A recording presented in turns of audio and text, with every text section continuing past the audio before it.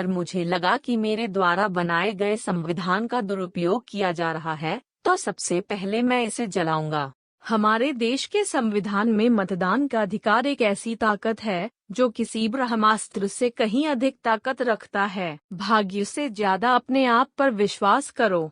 भाग्य में विश्वास रखने के बजाय शक्ति और कर्म में विश्वास रखना चाहिए। इतिहास गवाह है, जब नैतिकता और अर्थशास्त्र के बीच संघर्ष हुआ है, वहाँ जीत हमेशा अर्थशास्त्र की होती है। यदि हम एक संयुक्त एकीकृत आधुनिक भारत चाहते हैं, तो सभी धर्मों के धर्म ग्रंथों की संप्रभुता का अंत होना चाहिए। कानून और व्यवस्था राजनीतिक शरीर की दवा है।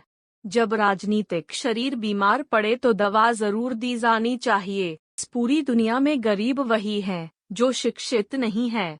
इसलिए आधी रोटी खा लेना, लेकिन अपने बच्चों को जरूर पढ़ाना। हालांकि मैं एक हिंदू पैदा हुआ था, लेकिन मैं सत्यनिष्ठा से आपको विश्वास दिलाता हूँ कि मैं हिंदू के रूप में मरूंगा नहीं। मैं यह नहीं मानता और न कभी मानूंगा कि भगवान बुद्ध विष्णु के अवतार थे।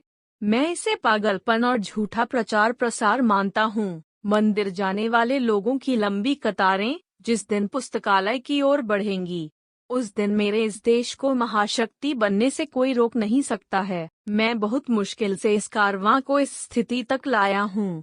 यदि मेरे लोग, मेरे सेनापति इस कारवां को आगे नहीं ले जा सकें, तो पीछे भी मत जाने देना। एक विचार को प्रसार की उतनी ही आवश्यकता होती है जितना कि एक पौधे को पानी की आवश्यकता होती है, नहीं तो दोनों मुरझाएंगे और मर जाएंगे। राष्ट्रवाद तभी औचित्य ग्रहण कर सकता है जब लोगों के बीच जाति, नस्ल या रंग का अंतर भुलाकर उनमें सामाजिक भ्रातृत्व को सर्वोच्च स्थान दिया जाए।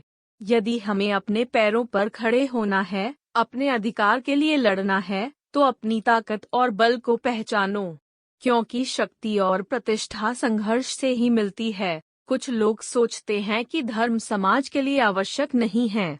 मैं यह दृष्टिकोण नहीं रखता। मैं धर्म की नींव को समाज के जीवन और प्रथाओं के लिए आवश्यक मानता हूँ।